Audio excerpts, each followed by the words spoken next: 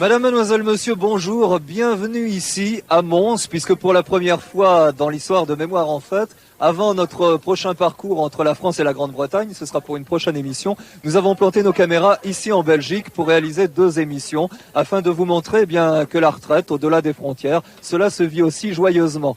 Et puis cette émission d'aujourd'hui, celle de la semaine prochaine, seront aussi des occasions de vous faire découvrir un petit peu les belles choses qu'il y a ici. Venir à Mons, c'est faire 4 pas dans une ville où passé et présent communient en toute harmonie sous le regard du beffroi érigé au XVIIe siècle. Aujourd'hui, en 1990, Mons, cité universitaire, est riche d'une jeunesse nombreuse qui contribue à faire bouger la ville. Ici, pour passer une journée heureuse, il ne faut pas manquer de commencer son parcours de touriste en caressant le petit singe porte-bonheur avant de partir à la rencontre de cette ville culturelle qui vous offre entre autres les spectacles de son théâtre royal et l'animation joyeuse de ses rues où il se passe toujours quelque chose. Mons, c'est aussi la présence d'un folklore très riche, issu du Moyen-Âge, avec chaque année, le dimanche qui suit la Trinité, la fameuse Ducasse et la fête du Doudou. Dans les 2 temps forts sont la procession du quart d'or et le combat dit Lumeçon, où devant une foule innombrable, Saint-Georges terrasse le dragon, selon un rituel établi depuis le XIVe siècle. Mais si vous venez en notre temps, vous découvrirez au fil des petites rues montoises de nombreux musées et des écrins de verdure, ceci après une halte indispensable à l'office du tourisme, histoire de ne pas vous perdre. Et bien après cette carte postale de la ville de Mons qui vous donnera, j'en suis persuadé, l'envie de venir passer un prochain week-end ici dans cette belle ville, et pourquoi d'ailleurs pas le week-end qui arrive, il ne faut jamais remettre au lendemain ce que l'on peut faire le jour même. Je vous invite maintenant à pénétrer à l'intérieur des locaux de la RTBF Hainaut, ici à Mons, qui nous accueille, et dans le grand auditorium, vous l'allez voir, le public est déjà installé pour accueillir eh bien, ceux qui vont ouvrir cette émission. Je vous invite à me suivre, nous allons tout de suite les rejoindre.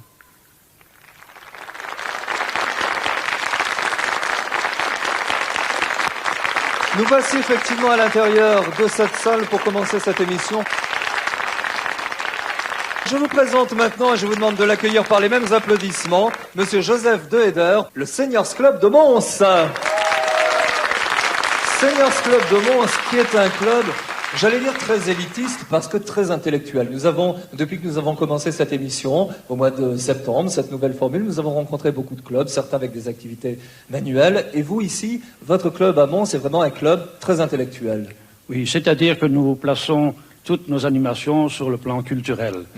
Et c'est d'ailleurs prévu par nos statuts, qui prévoient également le pluralisme. Alors, elle existe depuis quand, cette association, ce club? Eh bien, le club a environ 20 ans d'âge, actuellement. Et nous avons évolué au fil des années. Actuellement, nous comptons environ 330 membres. Oh, dites donc, c'est gigantesque. Oui. Et alors, le nom, Seniors Club de Mons? C'est le Seniors Club de Mons, oui. Oui. Donc, tout simplement parce qu'il s'adresse au 3e âge. Au 3e âge, bien entendu, et pour le distinguer d'autres clubs qui existent. D'accord. Alors, vous avez réalisé, selon le principe de cette émission, une carte vidéo, une carte de visite vidéo de votre club. Eh bien, si vous êtes d'accord, Monsieur De Heder, je vous cède l'antenne et le micro. Voici la carte de visite du Seniors Club de Mons.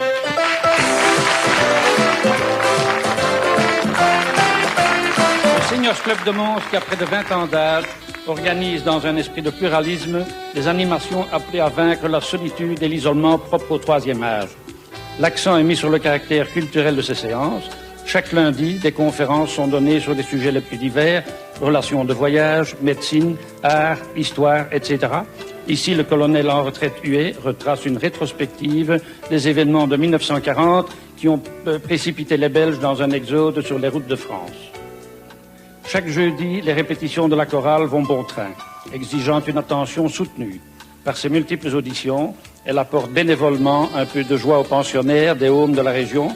Son répertoire s'étend du classique au moderne. Un atelier de couture se tient chaque jeudi dans la bibliothèque du club, sous la direction de Madame Biermont. Les robes, les jupes, les manteaux sont dessinés, coupés et assemblés par des mains de plus en plus expertes. Je vous présente maintenant le dynamique animateur de l'autre club, c'est l'amicale Loisirs et Détente de Nîmes, Monsieur Frémy. Comment ça va? Ça va très bien.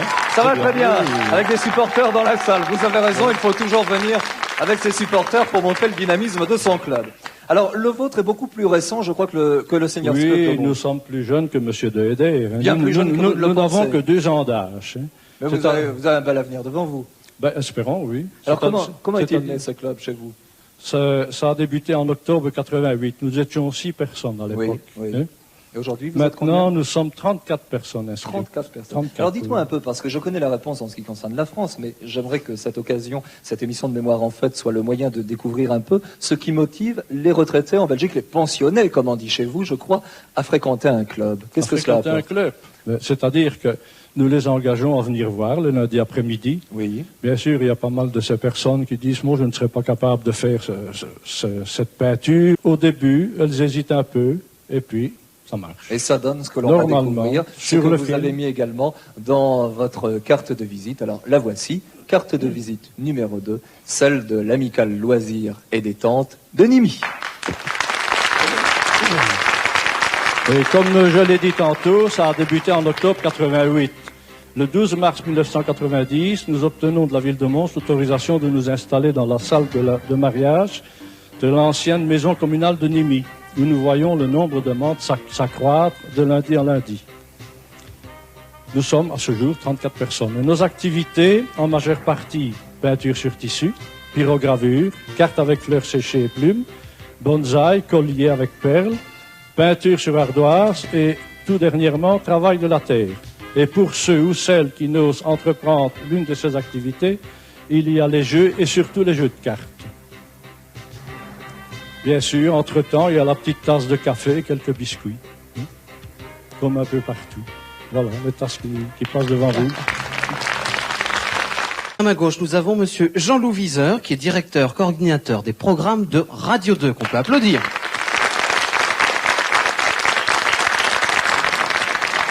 Tout de suite, à ma droite, nous avons monsieur Gérard Noël, que l'on ne présente plus, mais que je vais quand même présenter, qui est réalisateur et présentateur de la veillée du dimanche à 20h sur Radio Bleu. Quelle émission populaire et renommée de longue date. Merci de votre amitié d'être parmi nous.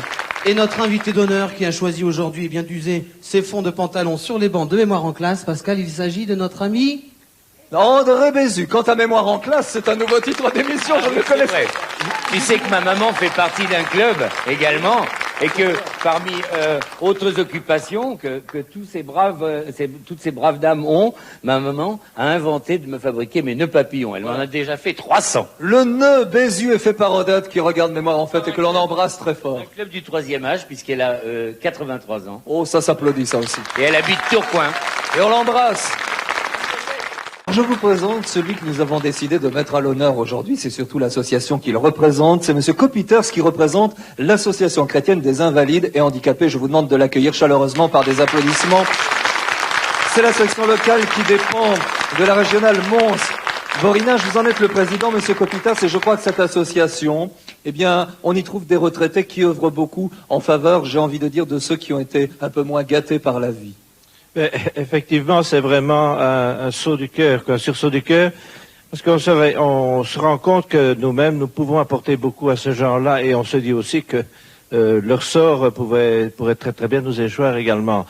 Et alors, le but surtout, ce que j'estime pour ma part, le but essentiel, c'est de les tirer de leur environnement. Il faut absolument les remettre dans le contexte actuel. Ce sont des personnes handicapées, il faut quand même handicapées, certaines des handicapés graves, d'autres peu voyantes, d'autres ayant des problèmes, bien sûr, au niveau, disons, déplacement et autres. Enfin, disons que ce sont tous des gens qui étaient dans le temps des gens qui étaient ignorés, cachés même, et qu'aujourd'hui, ils doivent vivre une vie Absolument. égale à la nôtre. Il faut que la dignité revienne à la mode, comme l'on dit. Exactement. Alors, oui. avec toute une équipe, justement, de retraités, et c'est ça que j'ai trouvé formidable en préparant cette émission, c'est que chez vous, l'intergénération, elle fonctionne à fond. Il y a d'un côté ces jeunes qui n'ont pas eu cette chance, il y a d'un côté, eh bien, ces retraités qui ont eu un parcours derrière eux, qui ont un parcours devant eux aussi, et puis il y a cette collaboration pour apporter de l'amour et de la joie.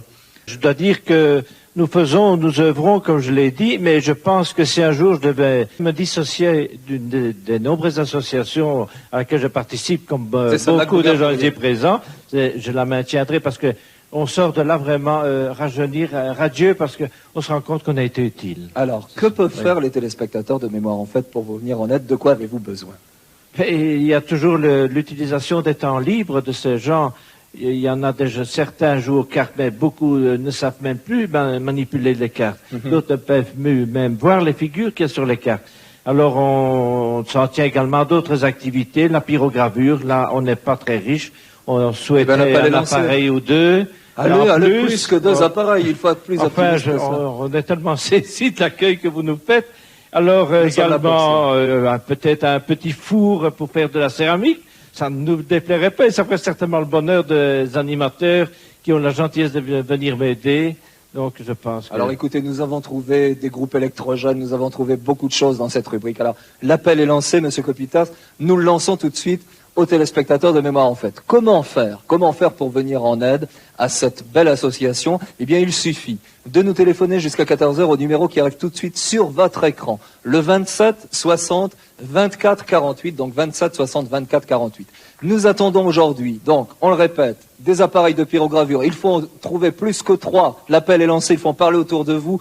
Téléphonez à vos amis, à ceux qui sont susceptibles d'aider cette association. Et puis également, eh bien, un four à céramique. Si on en trouve 2, c'est formidable. Si on en trouve 3, ce sera encore mieux et ça rimera avec le slogan de la chaîne. Alors, 27 60 24 48, vous avez jusqu'à 14h. J'aimerais qu'on applaudisse Monsieur Kopitas pour sa belle action.